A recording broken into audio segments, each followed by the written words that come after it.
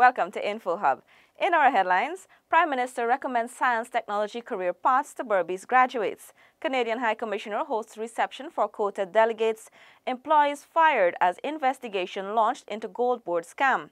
Region 1 RDC municipality commended for working together on landfill issue. And GPOC calls on citizens to utilize its online shipping service for the holidays. Stay tuned for the details of these and more.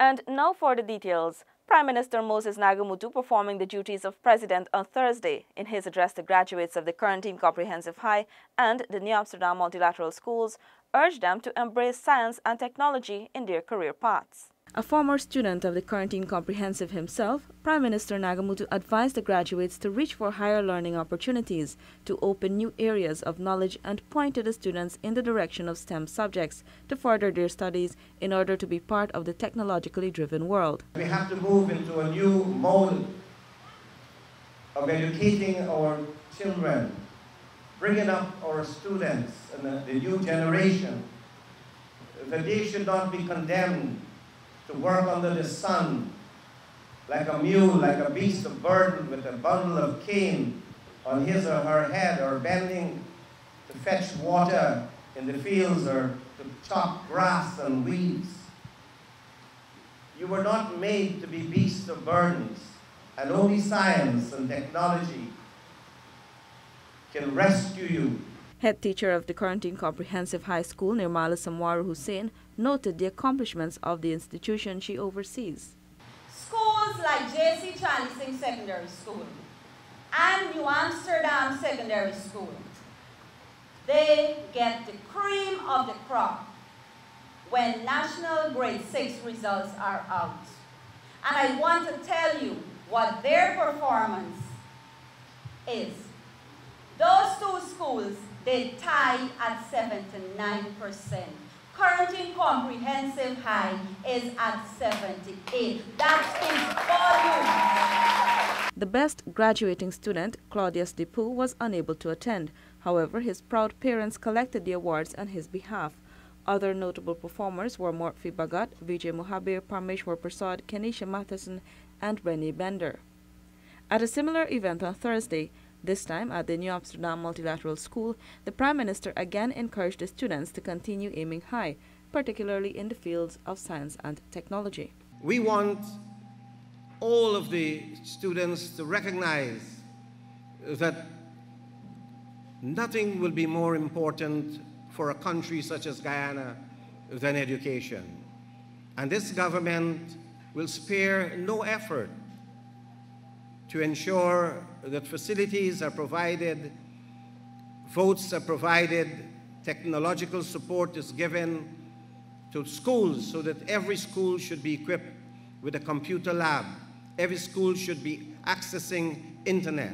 Top performers at New Amsterdam Multilateral were Ian Jotis and Sherlyn Sample. Minister of Public Telecommunications Kathy Hughes, while giving brief remarks, reminded graduates that there is currently a need for qualified persons in the ICT sector and encouraged them to continue their studies through any means necessary. Systems are in place to ensure the smooth hosting of the 46th plenary and working group meetings of the Caribbean Financial Action Task Force, which commences on Sunday, November 12, 2017. Stacey Carmichael tells us more. Guyana is fully prepared for the hosting of the upcoming plenary and working group meetings of the CFATF being held at the Marriott Hotel. Head of Department of National Events, Ministry of the Presidency, Lieutenant Colonel Godfrey Best and Deputy Chief of Protocol, Ministry of Foreign Affairs, Marion Herbert, have both given this assurance.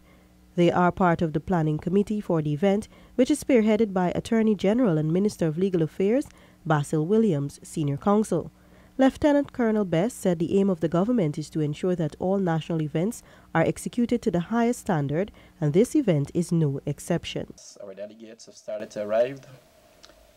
We've got 200 plus delegates that will be arriving in this country within the next 2-3 days. And we've got persons that we've got to plan for that speak 4 different languages. And we've got the Language Institute involved.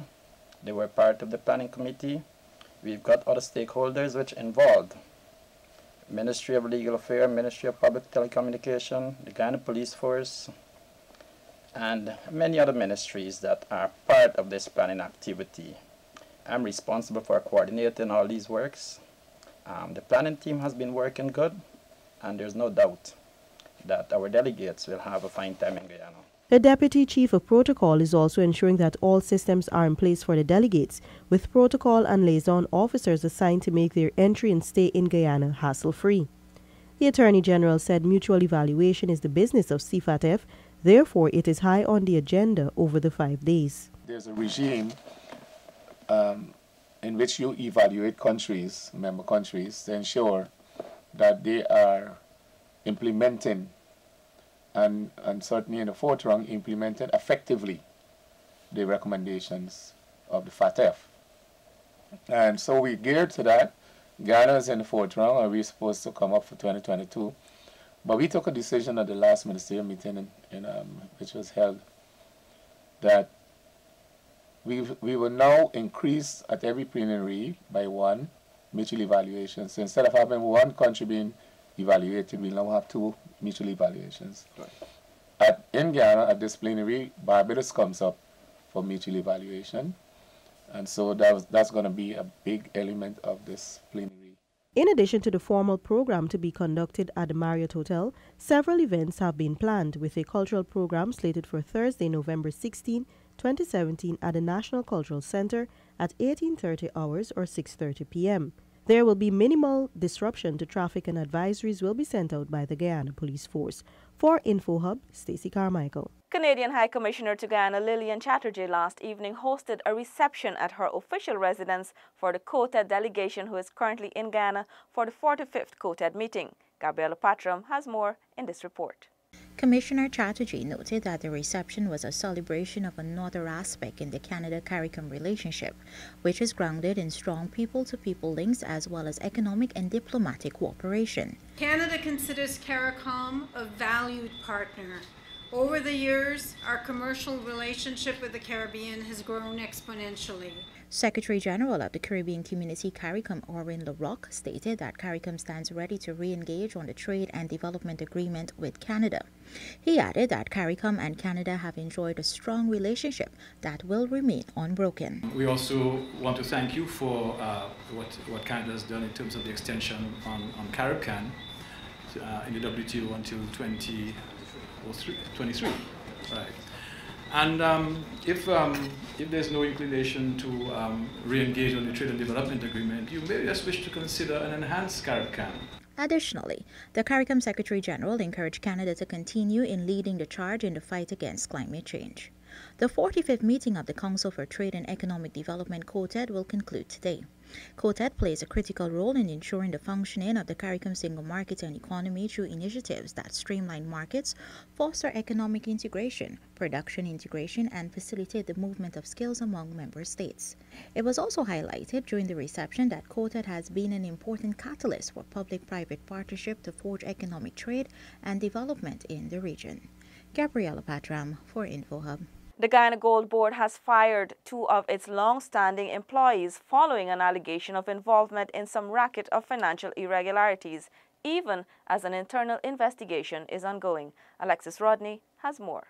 While the identities of the employees have not been disclosed, the Guyana Gold Board has said on Friday that their service to the organization spans several decades.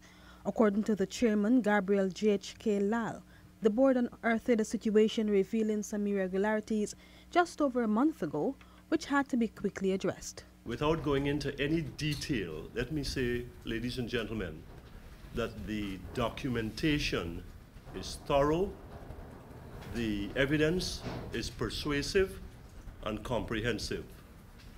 That is about as much as I can say, and in addition to that, I repeat, the investigation is ongoing and we do not know where it will lead, even though we have our arms around it to a very satisfactory extent.